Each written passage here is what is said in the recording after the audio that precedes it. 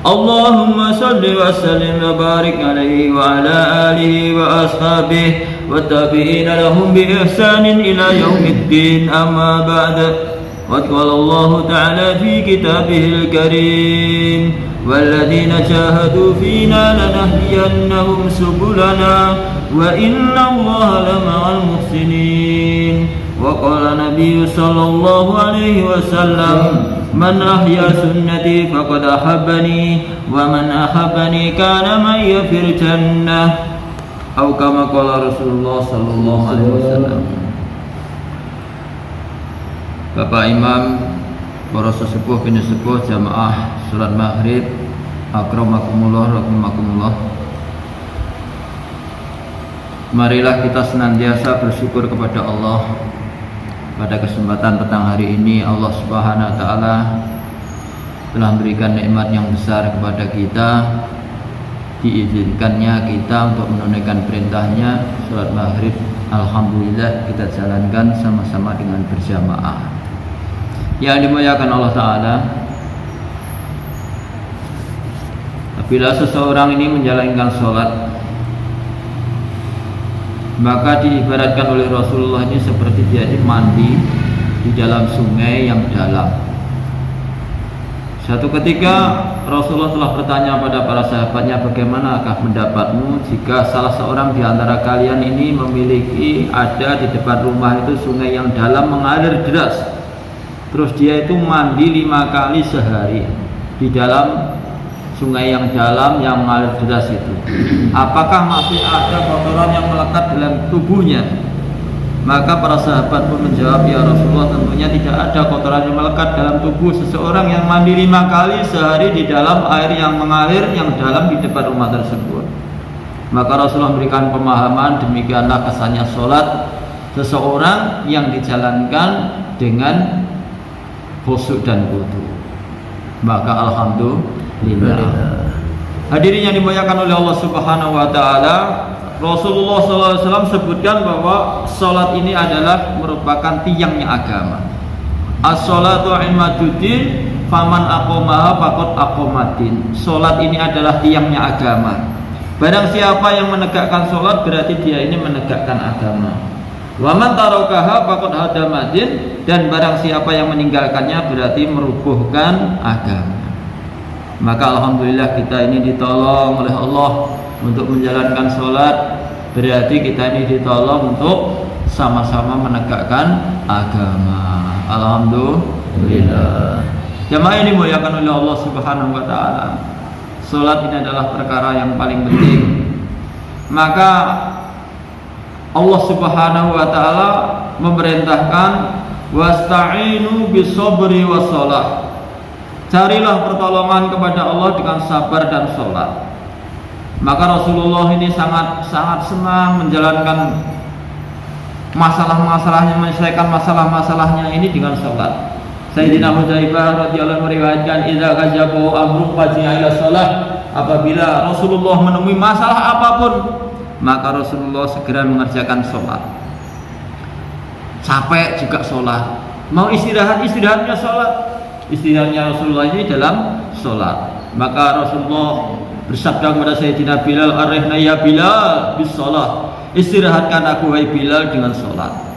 Bagaimana kalau kita ini capek terus sholat? Masya Allah, puasa tapi terus wudhu terus sholat. Misalnya niat mengamalkan Insya Allah. Capek badan parani malah yang beredukun pijet. Nah, bagaimana capek wudhu terus sholat? Ini yang akan betul-betul mencontoh, meneladani kekasih kita yang mulia baginda Rasulullah Sallallahu Alaihi Wasallam. Nah, yang dimuliakan oleh Allah Subhanahu Wa Taala, terus kapan lagi kita ini akan mengikuti Rasulullah kalau bukan sekarang?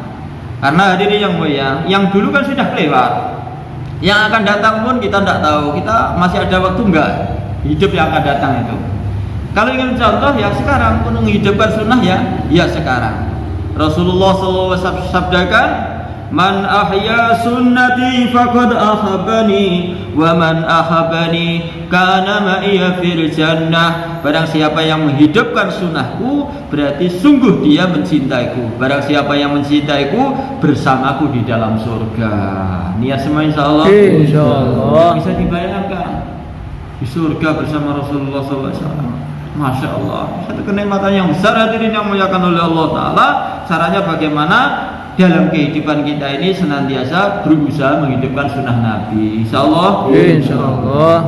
Sunnah Nabi yang kita ketahui kita hidupkan. Banyak sunnah Nabi. Di antaranya ya sholat berjamaah ini.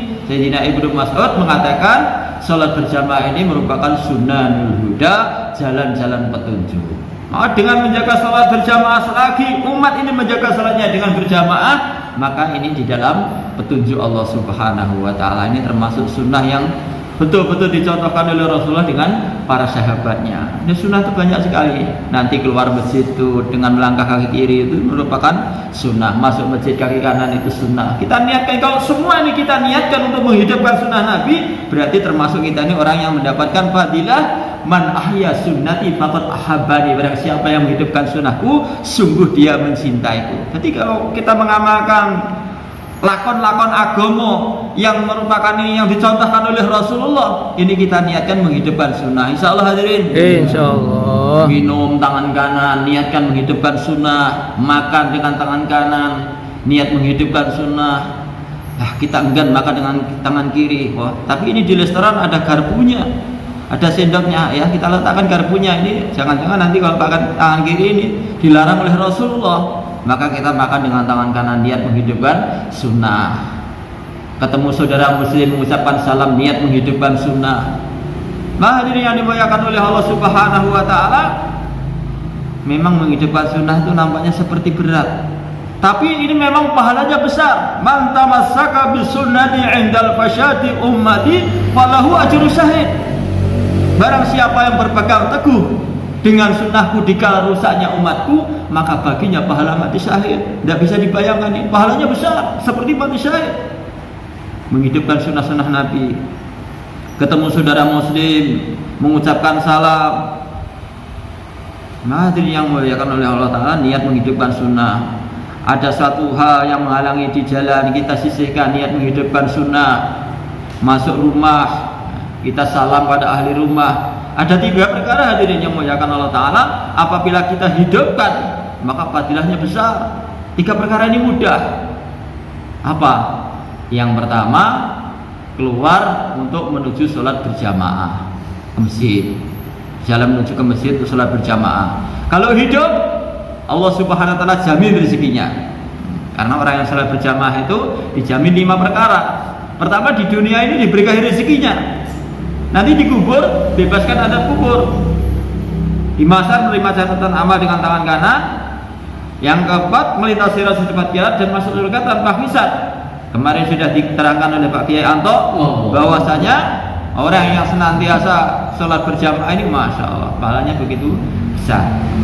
Maka jamaah sekalian yang dimuliakan oleh Allah Subhanahu wa Ta'ala, penting ini kita jaga.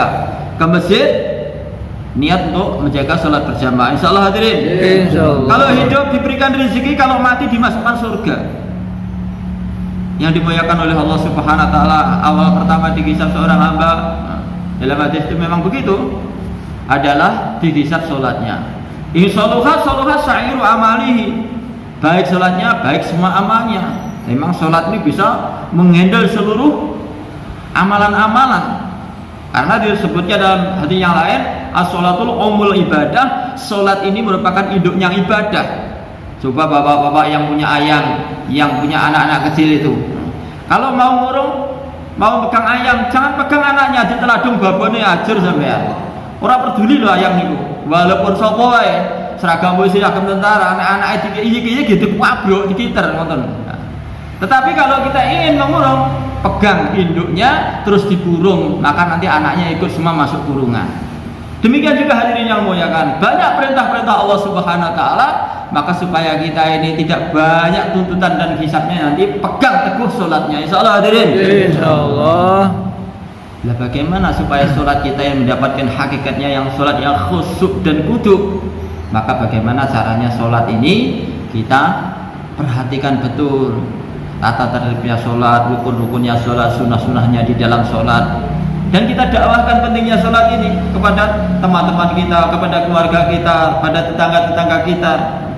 Supaya apa? Kalau ada geblongnya itu nanti dari hasil dakwah kita itu akan menambah geblong-geblongnya kita, kekurangan-kekurangan kita. Insya Allah hadirin. Insya Allah. Kalau kita dakwah kepada satu orang, maka dapat fadilah sholatnya seseorang yang kita dakwah itu sempurna tanpa mengurangi pahala mereka. Kalau dapat 2, berarti dapat 2 sempurna. Kalau dapat 3, kalau dapat 10, masya Allah. Kita niatkan insya Allah. Ini kalau hidup dijamin rezekinya oleh Allah, kalau mati dimasukkan surga Allah. Yang kedua, orang yang masuk rumah mengucapkan salam. Enak atau enak? Ya enak, masuk rumahnya sendiri, masuk rumahnya tetangganya dengan mengucapkan salam. Karena enak itu. Kalau nyelodol saja, nanti bisa-bisa dikira pencuri. Maka jamaah sekalian, dalam fadilah salam itu, kalau orang mengucapkan salam dengan assalamualaikum, masuk rumah mengucapkan salam, maka setan-setan yang di luar itu lari, takut keluar dari rumah kita. Tapi kalau kita ini nggak mengucapkan salam, maka setan yang di luar ikut masuk, maka jaduman berkumpul, akhirnya beranak pinak di rumah penuh dengan setan. Omah kok beruwet, mlebu omah nek apa iki? Ya salahmu dhewe mlebu blusak-blusuk nggo salam, setane melok mlebu. Allah. Maka akhirnya di rumah beruwet kaya dene pasar setan. Sing salah sinten? Yang salah adalah diri kita karena masuk rumah tidak mengucapkan salam. Insyaallah niat insyaallah. Insyaallah. Salam ya yang keras toh, jadi batin. Insyaallah ya. Insyaallah. Assalamualaikum. Waalaikumsalam. Jamaah yang dimuliakan oleh Allah Subhanahu wa taala, kalau hidup dijamin rezekinya barokah. Ini dengan mengucapkan salam barokah. Ini seorang sahabat yang sempet rezekinya seret. Nah, maka dinasihati oleh Kanjeng Nabi, masuk rumah kan ngucapnya salam terus kan maca 3 kul. Nah ini kita praktekkan insyaallah ya. Kita praktekkan di rumah kita. Jadi kita ini jangan ngeluh terus tapi amalan keder terus sehingga akhirnya ya jadi tukang sambat. Nah, akhirnya neng di peduk koncone sambat, dak koncone sambat pisan. Akhirnya wong bruguh peduk wong kademen. Allah. Hadirin yang dimuliakan oleh Allah Subhanahu wa taala, agama ini untuk menyelesaikan masalah dunia masalah akhirat. Jamaah yang dimuliakan oleh Allah Subhanahu wa taala, yang 3 adalah orang yang fisabilillah. Orang yang berjuang di jalan Allah Subhanahu wa taala. Ini kalau hidup dijamin rezekinya oleh Allah, kalau mati dimasukkan surga Allah. Jamaah yang dimuliakan oleh Allah Subhanahu wa taala, inilah pentingnya bagaimana kita senantiasa hidup ini memang dalam perjuangan. Hidup ini dalam perjuangan. Terus gimana nanti nasibnya anak kamu, nasibnya keluarga kamu kalau kamu berjuang terus, kalau kamu keluar di jalan Allah terus? Kudune ya diwalik pertanyaannya terus bagaimana nasibmu nek kowe iki gak mikirne agamamu, gak mikirne agamane keluargamu. Jamaah yang dimuliakan oleh Allah SWT, Allah Subhanahu wa taala berfirman dalam surat Muhammad ayat 7, ya ayyuhalladzina amanu in tansurullaha yansurukum wa yusabbit aqdamakum. Wahai orang-orang yang beriman, jika kamu menolong agama Allah, maka Allah akan menolong kamu dan Allah akan menegakkan langkah-langkahmu di atas musuh-musuhmu. Jadi kita akan kokoh di muka bumi, akan kuat apabila kita ini ditolong oleh Allah. Bagaimana supaya kita ini ditolong oleh Allah? Maka bagaimana kita siapkan untuk menolong agama Allah. Insyaallah hadirin. Insyaallah. Menolong agama Allah. Pada hakikatnya ini kembali kepada diri kita sendiri ya. Jadi kita mensyukuri nikmat agama yang Allah berikan kepada kita. Kalau kita ini syukur, fa inna ma yashkuru li nafsih, sesungguhnya syukur itu untuk dirinya sendiri, bukan untuk orang lain. Kalau kita berjuang, man jahada fa inna ma yujahidu li nafsihi. Barang siapa yang berjuang, sesungguhnya berjuang itu untuk dirinya sendiri. Maka adakah buktinya orang yang berjuang-juang itu bisa dihina? Tidak ada. Wali Songo meninggalkan kampung halamannya datang ke tanah Jawa. Tinggalkan kampung halamannya, datang ke tanah Jawa, datang ke Indonesia untuk menyebarkan agama. Tinggalkan seluruh aktivitasnya, konsentrasi nyebarnya agama, akhirnya dapat kemuliaan. Akhirnya sekarang ini orang ngamalkan agama di tanah Jawa, di Indonesia, di mana-mana. Saya keluar di Thailand itu Islamnya barokahnya dibawa pembawa-pembawa agama dari daerah Aceh. Nah, Aceh ini kan ya dakwahnya Raden Paku lan liya-liyane saka tanah Jawa Timur. Maka akhirnya Di mana-mana amal agama di ASEAN ini, Wali Songo sudah istirahat di alam kubur, semuanya mengalir kepada beliau tanpa mengurangi amalannya wong sak tanah Jawa. Termasuk kita sholat berjamaah, termasuk kita silaturahmi, ini sebab ada barokahnya dakwahnya Wali Songo yang sekarang sudah istirahat. Maka jamaah sekalian, sekarang ini sudah sampai kepada kita agama ini, sudah kita jalankan. Maka bagaimana setelah sampai kepada kita ini tidak macet, juga kita alirkan kepada generasi penerus kita. Insya Allah hadirin. Maka kita sampaikan. Nanti kita ganti sudah istirahat, masih ada orang yang mengamalkan agama. Maka jamaah sekalian yang dimuliakan oleh Allah SWT, kalau kita tidak mau peduli, tidak mau sampaikan, maka jemaah sekalian, kita mati sama-sama sampai di akhirat. Generasi selepas kita ini nuntut kita, Pak D, kamu itu sudah mengamalkan agama, kamu kenal dengan Islam. Nah, ada orang-orang mungkin dari Cina, mungkin dari Amerika, mungkin dari Jepang. Pak, sampean itu enak-enak numpak motor buatan saya bisa saya buat motor, kamu nikmati, kamu naiki, saya sudah berpikir susah payah untuk itu. Kami memikirkan nikmat dunia kamu, tapi kamu itu punya agama yang hak, kamu kenal kepada Allah, tidak kamu kenalkan pada saya, akhirnya saya di neraka, tidak terima pokoknya aku. Nah, andai kan dulu kamu ngirim rombongan ke Jepang, saya kenal dengan Allah. Andai kan kamu kirimkan ke Amerika, akhirnya Amerika yang terkenal itu kan buat acara abate itu, diplungi jeding-jeding pakai diplungi nyamuk itu. Wis kirimnya tekan gone Amerika tekan ini kene, mikir ben gak dicokoti nyamuk. Lah awake dhewe niku lho, duwe la ilaha illallah Muhammad Rasulullah yang mboten kita pikiraken dibiten mriku terus pundi. Insyaallah niat nggih. Insyaallah. Walaupun awake dhewe jasate durung sakit dugi mereka, belum sampai di sana, bagaimana kita ada doa, ya Allah turunkan hidayah dalam diri kami, keluarga kami, tetangga-tetangga kami, umat Islam di negeri kami, turunkan hidayah di seluruh alam. Nah, dengan doa, kalau belum ada kekuatan untuk berangkat, ya dengan doa hidayah, karena Allah Subhanahu Wa Taala adalah Rabbul Izzati, zat yang maha menunaikan seluruh permintaan hambanya. Maka jamaah yang kalian yang dimuliakan oleh Allah Subhanahu Wa Taala, itulah yang mesti kita pikirkan. Alhamdulillah kita ini sudah ditolong untuk kenal dengan Islam, untuk mengamalkan Islam, tapi kita pikirkan juga bagaimana keluarga kita mengamalkan Islam sehingga podo-podo selamat dunia, selamat akhirat. Insyaallah niat ya. Insyaallah. Jemaah yang mulia, atas pentingnya perkara kita sama-sama belajar latihan etika selama 3 dinten wonten mushola Al-Hikmah. Alhamdulillah niki di Amerika Pak Anto, kali Pak Mabrur, kali Pak Tarno, kali Mbak Haji Suroso, Mas Wahyu, Masya Allah di teman-teman ini kita sakit program meneriki selama 3 dinten tekone tanpa kula nuwun, tapi niki mulai pamit insyaallah mungkin Pak Dumisa nggih pamitan badhe nerusaken program ten makomine piyambak nyuwun pangapunten sak-sakake insyaallah disepunten Pak nggih. Ya kapan kalau dhewe nek enten salah nggih disepuro insyaallah ngoten nggih. Mugi-mugi Allah nyukani kesempatan dan pepanggihan malih mungkin kados wekdal. Monggo kita tutup kali doa di para majelis. Subhanallah.